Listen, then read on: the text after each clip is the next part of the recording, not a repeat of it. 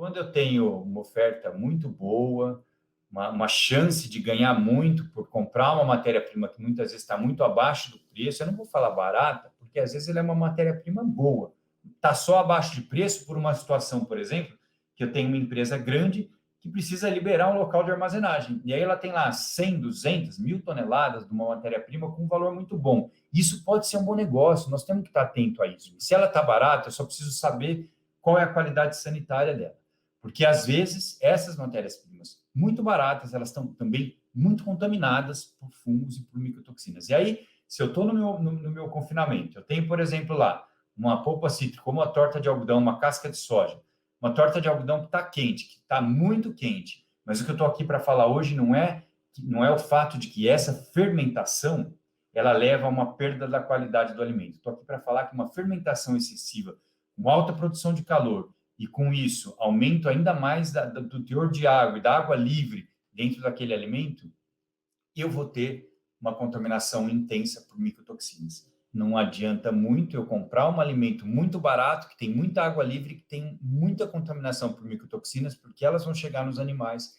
E se a quantidade realmente for intensa, eu vou perder animais dentro do confinamento.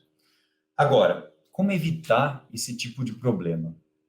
Eu tenho, muitas vezes, maneiras, formas de controlar a quantidade, ou o nível nutricional, ou a qualidade sanitária do que chega no meu confinamento. Mas nem sempre esse controle está todo na minha mão. Tem fatores que são não controláveis, porque eu tenho 5, 10, 30 mil bois. Então, por mais que todas as análises sejam feitas e eu consiga, sim, filtrar e reduzir ao mínimo o risco de contaminação, algum tipo de contaminação pode estar ali. Então, é uma atividade grande e eu preciso tomar conta disso. Como eu consigo fazer, então, para evitar problema? O que é viável?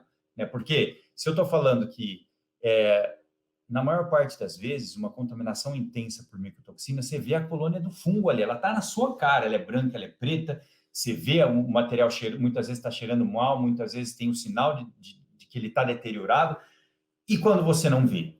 E quando tem ali algum tipo de contaminação importante, você não vê. O que você tem que fazer? No caso das micotoxinas, a melhor opção é usar um aditivo, que é um biorregulador adsorvente, que vai se ligar a essa micotoxina e impedir que ela seja absorvida.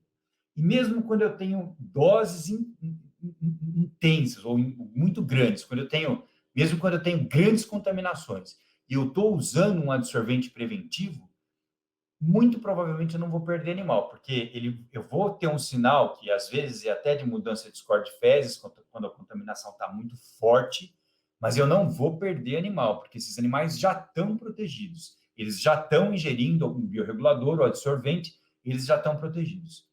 Ainda mais nos tempos que a gente está vivendo hoje, é muito importante, sim, que a gente tenha esse tipo de medida que ela é, ao mesmo tempo que ela é uma prevenção, ela é um investimento. Além de usar esse biorregulador, um adsorvente, por exemplo, eu tenho que saber o tamanho do meu problema, porque quando eu quantifico, eu consigo ajustar essa dose, né? É um sistema biológico. Nível de problema, nível de desafio, para o tipo de arma, de ferramenta que eu vou ter para combater esse desafio dentro do boi. E aí, eu dosando, eu consigo ajustar a dose do meu adsorvente. Uma vez lá no seu genésio, a gente teve um problema que começou da seguinte forma. Os animais, primeiro começou assim, mais animais com sintoma respiratório dentro do confinamento. E só para vocês entenderem um pouco mais o que acontecia naquele local, era um confinamento que usava uma alta inclusão de milho com grão inteiro, e aquele ano, naquele ciclo de engorda, ele percebeu um aumento da frequência de sintoma pulmonar. E isso é uma consequência de uma redução de imunidade, que é um dos primeiros sintomas que eu vou ter quando eu tenho consumo constante de micotoxina, uma imunodeficiência. Mas quando eu fui fazer a visita, eu também vi que tinha um pouco de diarreia aqui, diarreia ali. Falei, opa, tem alguma coisa errada. Pode ser micotoxina. Vamos fazer análise. O senhor já quer entrar com adsorvente ou vamos fazer análise? Não, Marcelo, vamos esperar. Eu não quero, talvez não seja. Não, vamos fazer análise. Nesse tempo que a gente demorou para coletar material e fazer análise, morreu 1, morreu 2, morreu 3, morreu 4, morreu 5, a hora que vi já tinha 7 animais mortos.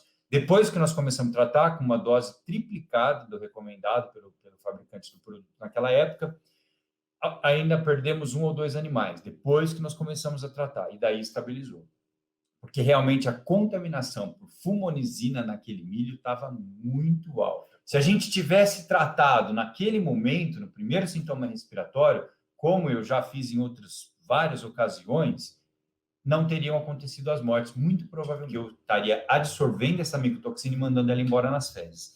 Esse tipo de situação é uma situação que eu posso conseguir perceber se eu tiver um bom observador, um bom manejo, uma boa equipe bem treinada, mas que se eu já sei que tem, o que eu poderia fazer para não chegar nisso? Para não contar com a acurácia da observação da minha equipe no score de fezes, na leitura de problemas, de sintomas relacionados a problemas respiratórios dentro dos animais, né? Você vai me perguntar assim, mas Marcelo, é comum ter esse tipo de problema no confinamento? É comum perder animais com frequência por causa de micotoxina?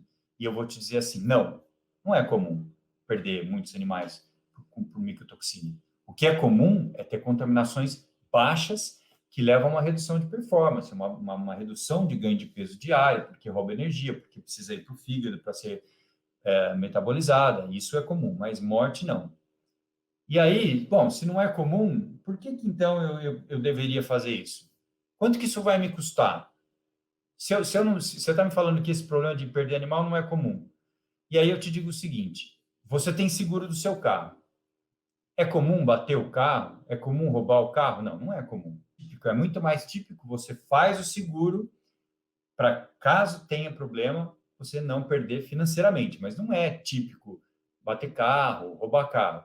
Mas acontece. Diferente do carro, que é uma fonte de despesa, que é um passivo dentro da sua economia, o confinamento é um ativo, é uma fonte de lucro. No caso das micotoxinas, não é se acontecer, ela sempre está presente.